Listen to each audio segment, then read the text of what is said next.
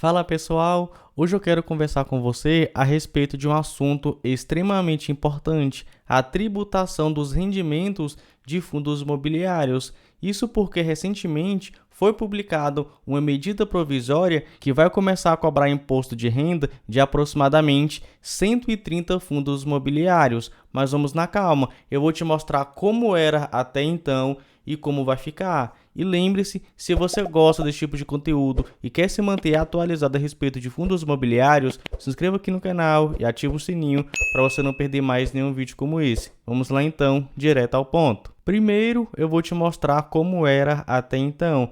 Para quem não sabe, a lei que disciplina a respeito do imposto de renda relacionado a fundos de investimento imobiliário é a Lei 11.033 de 2004. E aqui no seu artigo 3º, ele fala o seguinte: ficam isentos do imposto de renda. E aqui no item 3, olha só, na fonte e na declaração de ajuste anual das pessoas físicas, os rendimentos distribuídos pelos fundos de investimento imobiliário e pelos FIAGROS, fundos de investimento nas cadeias produtivas agroindustriais, cujas cotas sejam admitidas à negociação exclusivamente em bolsa de valores ou no mercado de balcão organizado. Mas aqui embaixo, no parágrafo único, ele dá algumas condições. Primeiro, será concedido somente nos casos em que os fundos imobiliários ou os FIAGROS possuam no mínimo 50 cotistas. Então, aqueles fundos imobiliários ou aqueles FIAGROS que atualmente possuem menos de 50 cotistas, eles já têm os rendimentos tributados. Outro ponto aqui também, não será concedido ao cotista pessoa física titular de cotas que representem 10% ou mais da totalidade das cotas emitidas pelos fundos imobiliários ou pelos FIAGROS. Então, aquela pessoa que tem muito dinheiro e tem mais de 10% das cotas do fundo imobiliário, ela também já é tributada. Ou ainda cujas cotas lhe deem direito ao recebimento de rendimento superior a 10% do total de rendimentos auferidos pelo fundo. Então aqui temos duas opções, né? Primeiro, aquele investidor que possui 10% ou mais das cotas do fundo, ou aquele que recebe 10% ou mais dos rendimentos do fundo imobiliário. Aquele investidor, né, aquele cotista já é tributado. E agora eu vou te mostrar como é que vai ficar. Recentemente, no dia 28 de agosto de 2023, foi publicado a medida provisória número 1184, tá aqui, 1184 de 2023, que altera justamente, um dos pontos, né, que altera é justamente o artigo 3º da Lei 11.033 de 2004, que a gente acabou de falar. E basicamente foi alterado a quantidade mínima de cotistas em fundos imobiliários e em FIAGROS. Olha só, a isenção de imposto de renda nos rendimentos será concedido somente nos casos em que os fundos imobiliários ou os FIAGROS possuam no mínimo 500 cotistas. As outras condições basicamente permaneceram. Então, o que mudou foi basicamente isso aqui. Antigamente era o mínimo de 50 cotistas, 50 cotistas, e agora o mínimo é de 500 cotistas. Então, todo fundo imobiliário ou FIAGRO que possui menos de 500 cotistas será tributado de acordo com a medida provisória 1184.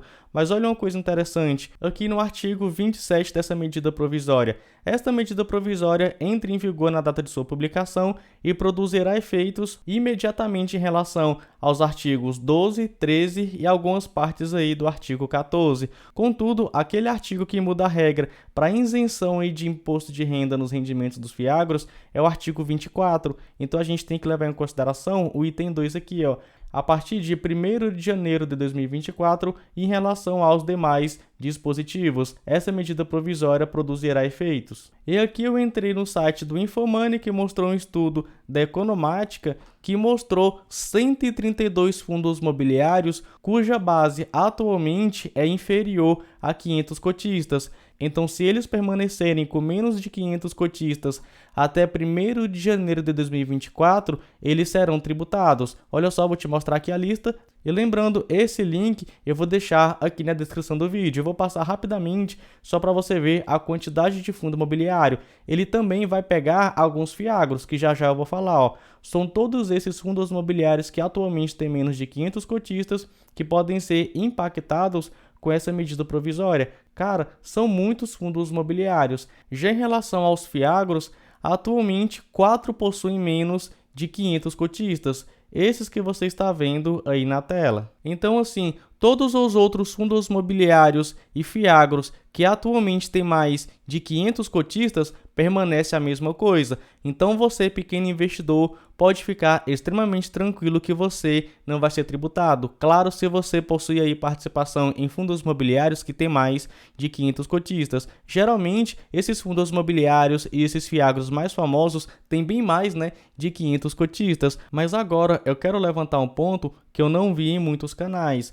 a respeito da medida provisória, porque o que foi editado aqui, o que foi publicado, foi uma medida provisória, que são, segundo aqui o próprio site do Congresso Nacional, normas com força de lei editadas pelo presidente da República em situações de relevância e de urgência. Então veja aí, tributar agora virou situação de urgência. Mas enfim, o prazo inicial de vigência de uma medida provisória é de 60 dias e é prorrogado automaticamente por igual período, caso não tenha sua votação concluída nas duas casas do Congresso Nacional, ou seja, a Câmara e o Senado. Então, se passou aí 120 dias e ninguém falou nada, a medida provisória perde sua eficácia. Para ela continuar tendo eficácia, ela tem que ser convertida em lei. Isso de acordo com o artigo 62 da Constituição Federal do Brasil. Então, vamos acompanhando para ver se essa medida provisória vai ser convertida em lei. Enfim, é isso. Não se esqueça, se você gostou desse vídeo, se inscreva aqui no canal e ative o sininho para você não perder mais nenhum vídeo como esse. Fica aqui então e nos vemos no próximo.